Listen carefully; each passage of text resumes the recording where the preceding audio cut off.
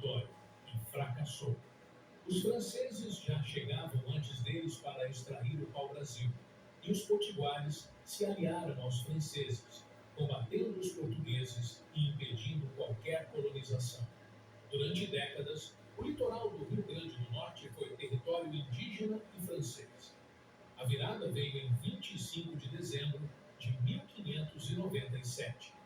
Uma nova expedição portuguesa aportou na barra do rio Potente, comandada por Mascarenhas Homem e Jerônimo de Albuquerque.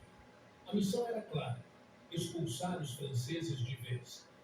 12 dias depois, começaram a erguer um forte na foz do rio, chamado de Fortaleza dos Reis Magos, pois a construção iniciou no dia de Reis, 6 de janeiro. O projeto foi do padre Gaspar de Sampérez, o mesmo que desenharia a igreja matriz de Nossa Senhora da Apresentação, Marco Zero da cidade. Em 25 de dezembro de 1599, Jerônimo de Albuquerque demarcou o sítio e fundou a cidade. O nome não foi por acaso, o dia de Natal. Assim nasceu Natal, batizada por uma data, fundada às margens de um rio, na ponta mais próxima da Europa no continente americano. Os primeiros séculos foram lentos. Em 1633, quando os holandeses invadiram o Nordeste, Natal tinha pouco mais de 30 casas, a maioria cobertas de palha. Um bispo português registrou com ironia: Natal não existe tal. Por 21 anos, a cidade viveu sob a bandeira holandesa, rebatizada de Nova Amsterdã. A expulsão dos invasores, em 1654, devolveu o nome e o ritmo lento de antes. No início, a escravidão indígena foi a base do trabalho nas missões e nos primeiros estabelecimentos. Com o avanço da colonização, chegou a escravidão africana. Homens e mulheres trazidos à força foram submetidos ao trabalho nos currais de gado, nas salinas e nas propriedades do interior. Fugas, resistências e levantes marcaram esse período.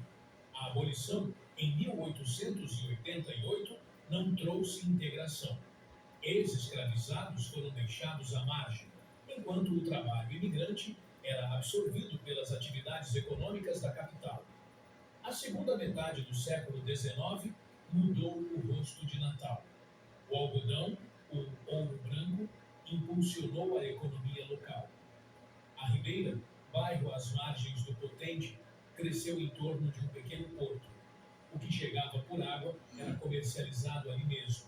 Armazéns, casarões de comércio, famílias que acumulavam poder com o algodão e com a seca que forçava o interior a depender da capital.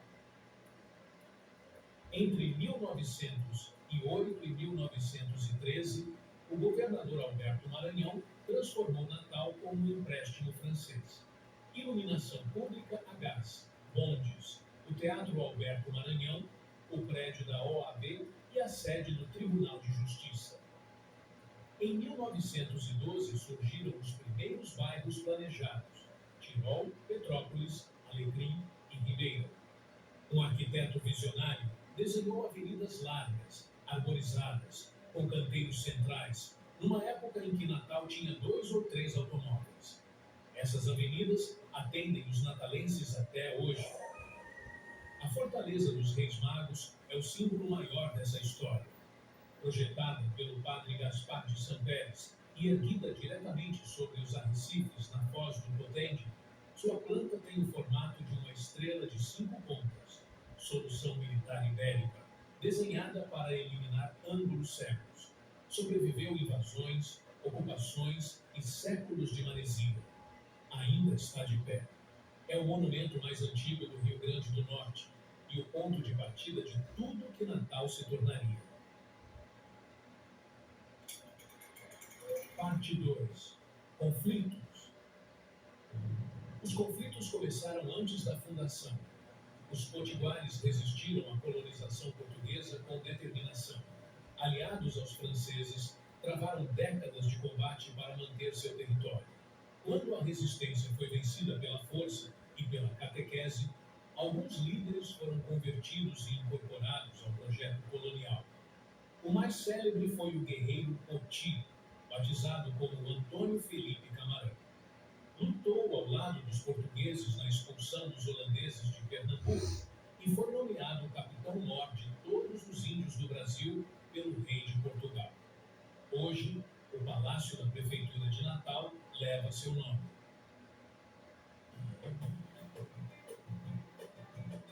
Pode curtir sem medo. Sua roupa vai continuar perfumada. Chegue chegando com o novo Downy Verão Tropical. Se a dona do corpo aparece, eu já penso em Deus antigo. Chama Deus aqui, assim.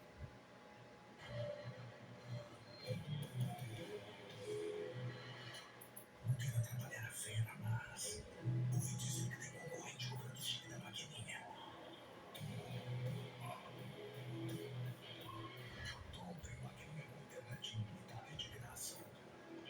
É pra quem tem fome de operado e não vai ter nenhuma venda. Com a menor taxa do Brasil.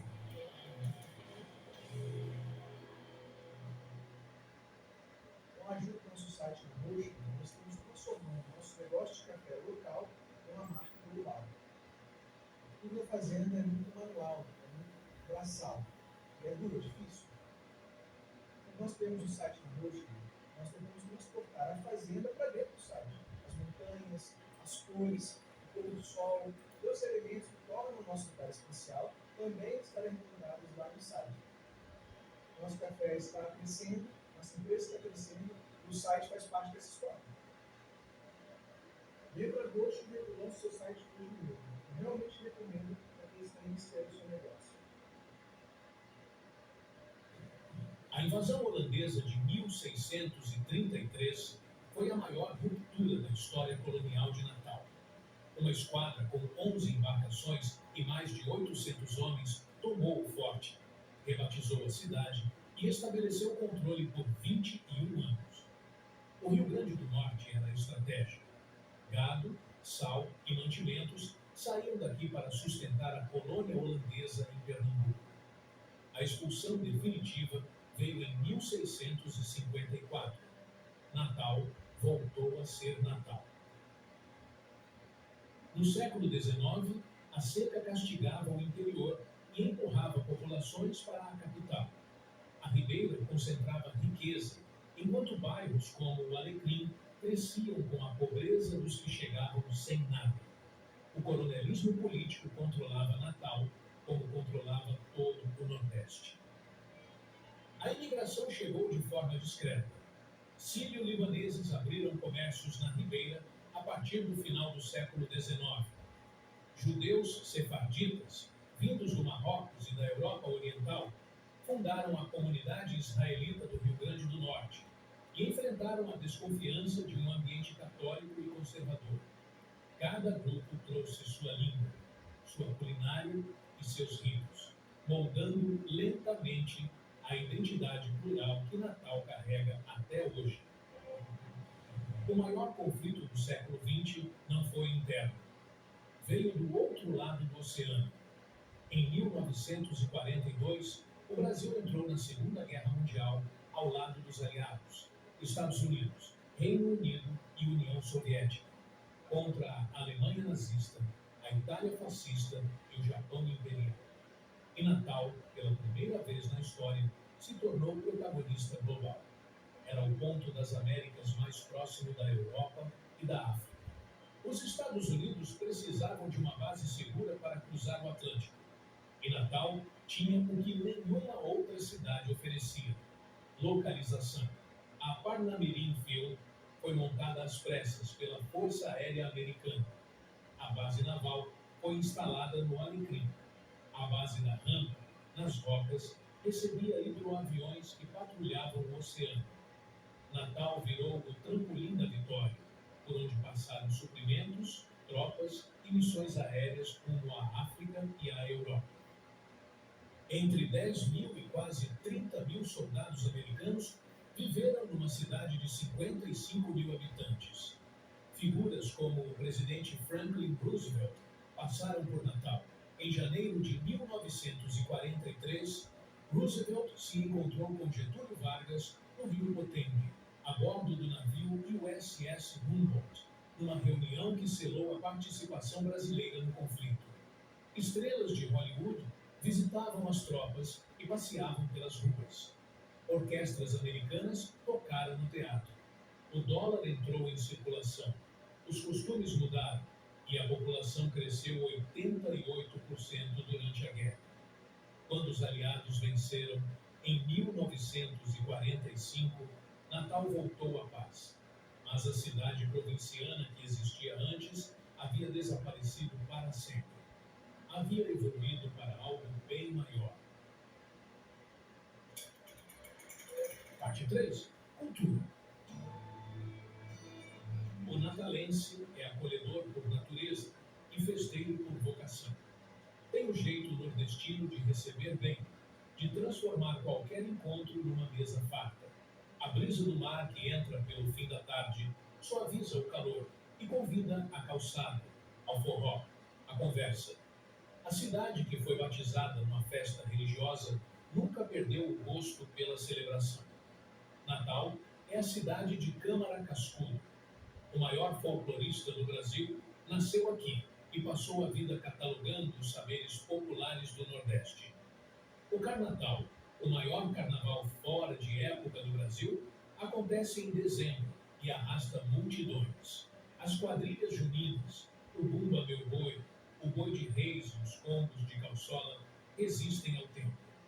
O forró domina as noites de São João, com sanfona, zabumba e triângulo ecoando pelos bairros. Na mesa, Natal revela sua identidade. A ginga com tapioca é o petisco de origem indígena que define o litoral potiguar. Pequenos peixes fritos envoltos na tapioca macia, degustados à beira do mercado da Redinha, com o encontro do Potengi e o Atlântico à vista. A carne de sol com macaxeira é a alma do sertão na capital.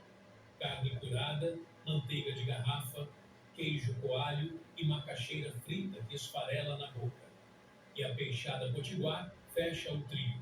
Róbalo ou cioba cozido com legumes, leite de coco e coentro, servido com arroz branco e pirão feito no próprio caldo.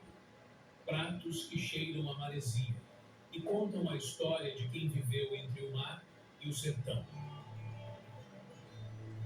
Natal guarda algumas das praias mais bonitas do Brasil. A orla se estende por quilômetros de areia clara e água quente, com tons que variam do verde ao azul profundo conforme a maré. Ponta Negra é a mais famosa, com o Morro do Careca como cartão postal. A Praia do Meio e a Praia dos Artistas ficam mais perto do centro histórico, tranquilas e acessíveis. Mais ao norte, as dunas de Genipabu transformam a paisagem num cenário de filme. Areia que desce direto para o mar. Buggy, vento e horizonte aberto.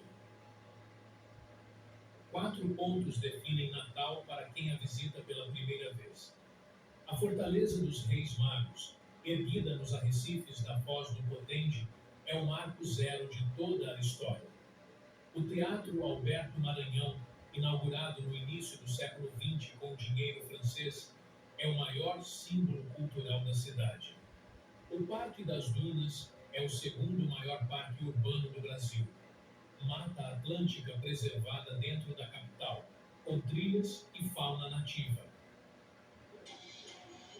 Natal chegou ao presente como uma cidade em movimento. O turismo atingiu números históricos. No primeiro trimestre de 2026, o Rio Grande do Norte liderou o crescimento do turismo internacional no Brasil. A cidade que foi trampolim da vitória na guerra virou um trampolim de outro tipo, para viajantes do mundo inteiro que buscam praias preservadas, dunas, sol e gastronomia que mistura mar e sertão. A economia acompanha esse ritmo. Natal lidera a geração de empregos formais no estado e se consolida como polo de tecnologia e serviços no Nordeste. Do forte de pedra erguido à beira do oceano ao skyline, que hoje se reflete no Potengi, Natal nunca parou de crescer. Começou como uma data no calendário. Virou uma cidade que o mundo inteiro conhece pelo nome.